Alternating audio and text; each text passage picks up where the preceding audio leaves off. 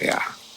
Ahlu baiti Rasulullah itu siapa? Ahlu baiti Rasulullah itu ya jadi pada ada satu riwayat Rasulullah pada satu ketika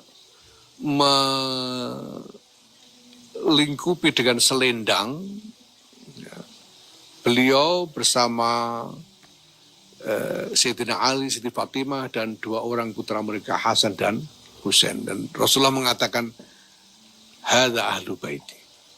Jadi ahlu baiti Rasulullah yaitu Kanjeng Nabi sendiri, Sayyidina Ali, Sayyidatina Fatimah, Sayyidina Hasan dan Sayyidina Husain radhiyallahu anhum.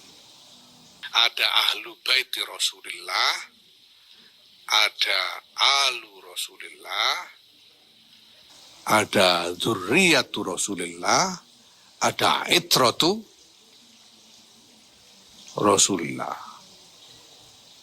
Jadi ulama Ahlussunnah itu kalau mau berguru itu tidak sembarangan. Guru itu nyari guru yang jelas sanadnya dan kemudian juga jelas baik akhlaknya. Itu doktrin Ahlussunnah wal Jamaah. Kalau nyari guru sekedar nyari-nyari di YouTube itu juga bukan Ahlussunnah wal Jamaah. Bahai para ulama. Wasadatul atqiya, dan sayyid-sayyid yang bertakwa. Siapa yang dimaksud sayyid ini? Sayyid-sayyid ini dimaksud sayyid-sayyid adalah dzurriyyatu Rasulullah sallallahu alaihi wasallam. Memang ada dari dulu, kita semuanya mengaku, para ulama kita ada dzurriyyah Rasulullah sallallahu alaihi wasallam. Ya, siapa mereka itu?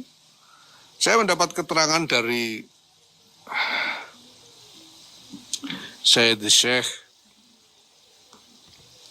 Kiai Maimun Zubair tentang hal ini. Saya sudah pernah sampaikan, ada di YouTube sudah itu, saya lihat tempo hari itu. Jadi ada ahlu baiti Rasulullah, ada alu Rasulullah, ada dzurriyyatu Rasulullah, ada itratu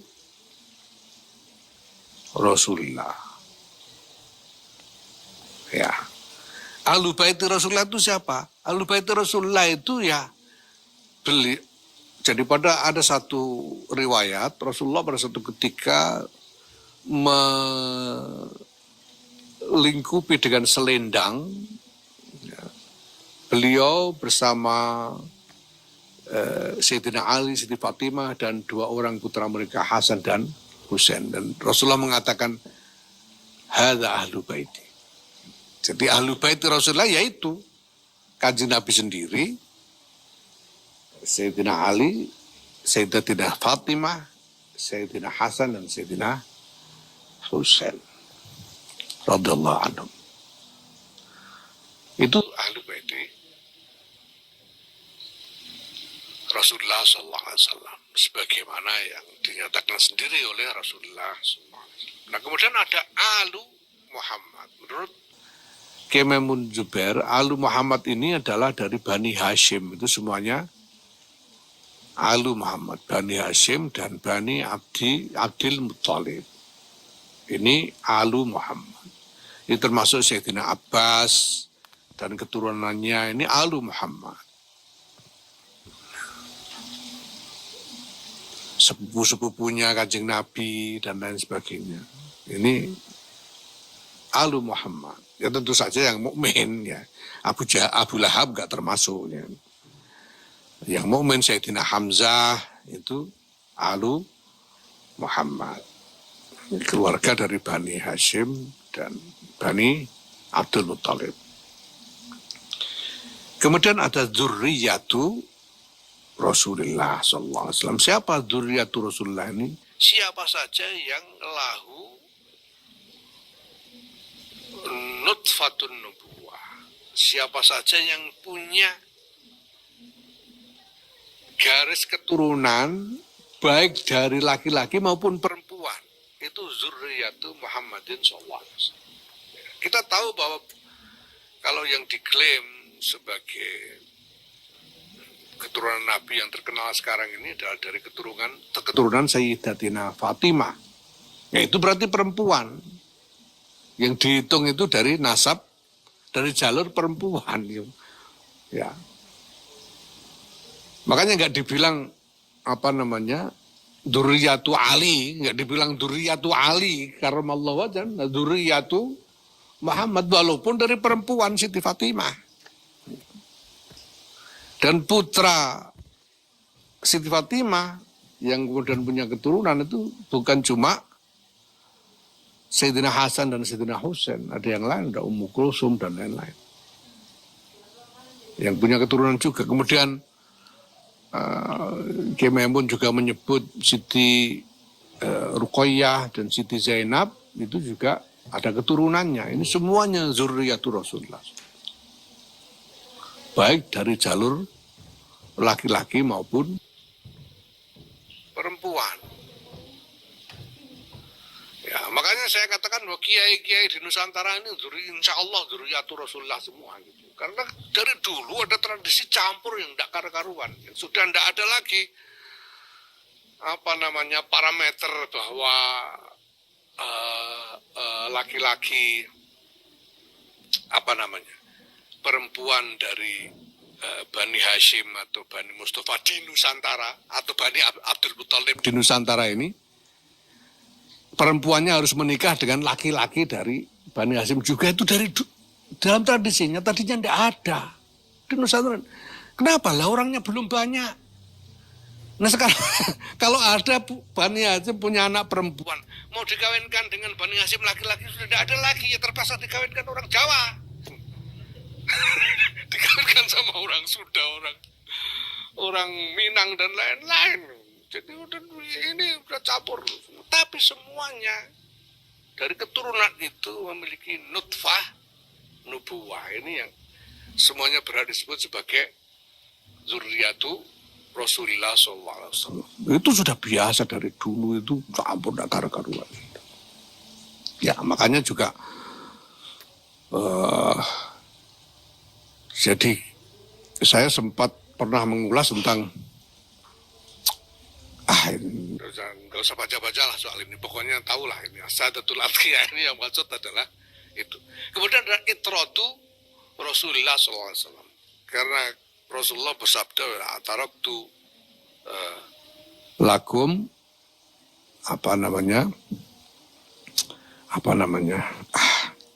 pokoknya aku meninggalkanmu dua hal, ya.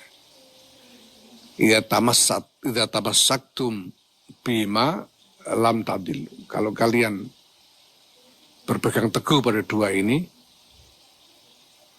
kalian tidak akan sesat. Yaitu apa? Kitabullah wa itrati. Rasulullah, Kitabullah wa itrati. Kitabullah Quran wa itrati, dan itrahku. Kama qala sallallahu alaihi wasallam. Nah, itrah ini menurut Kiai Maimun adalah keturunan Rasulullah yang dari generasi ke generasi ini alim semua. Sampai ke Sayyidina Ali karramallahu wajhah, ini sampai itu alim terus, nggak ada yang goblok, itu namanya itroh gitu. Kalau dari generasi alim terus itu baru itroh. Kalau ada yang goblok, ada yang nggak karu-karuan, ya itu bukan itroh namanya. Yang dipegang itu yang itroh ini, yang alim terus dari generasi ke generasi. Ya maka di sini dikoyidi, ulamanya nggak dikoyidi, ayyuhal ulama, titik, nggak ada koyid. Tapi wasadatul atqiya, dan sayyid-sayyid yang bertakwa, dikoyidi dengan atqiya. Di sayyid yang nggak bertakwa nggak diajak, cuma yang takwa aja yang disuruh ini, ya gitu. Ya gimana lagi, memang begitu. Min ahli sunnati wal jamaah, dari kalangan ahli sunnah wal jamaah, ahli madhahibil a'immatil arba'ah, dari kalangan ahli madhabnya imam 4. Antum, anda semua, qad akhadtum, telah mengambil anda semua al-uluma, ilmu-ilmu, niman dari orang-orang qoblakum sebelum anda, man qoblakum, dan orang-orang sebelum anda, niman qoblahu, dari orang-orang sebelumnya. Bittisali sanadi, dengan sambungnya sanad ilaikum kepada anda semua.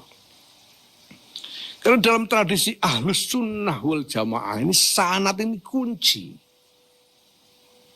Tidak sah orang disebut alim kalau tidak jelas sanadnya gitu ya. Itu tidak sah. Sanad ini kunci.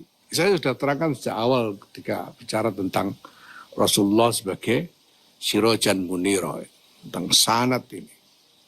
Ini kunci.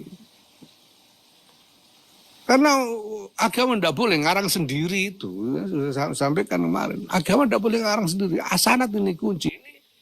Ini bagian dari keyakinan Ahlus Sunnah wal Jamaah. Ulama Ahlus Sunnah yang dianggap termasuk dalam ulama Ahlus Sunnah wal Jamaah ini, ulama yang punya sanad. Kalau tidak punya sanad, cuma nemu dalil dari sobekan koran, dari sobekan kalender dan sebagainya. Ya tidak termasuk ulama ahli sunnah wal jamaah, walaupun mungkin alim. Tapi kalau tidak ada sanad, tidak. Ini sanad penting. Nah karena di dalam ahli sunnah wal jamaah ini mereka yang punya sanad ini yang punya wewenang keagamaan. Mereka ini punya sanad ini. Ya.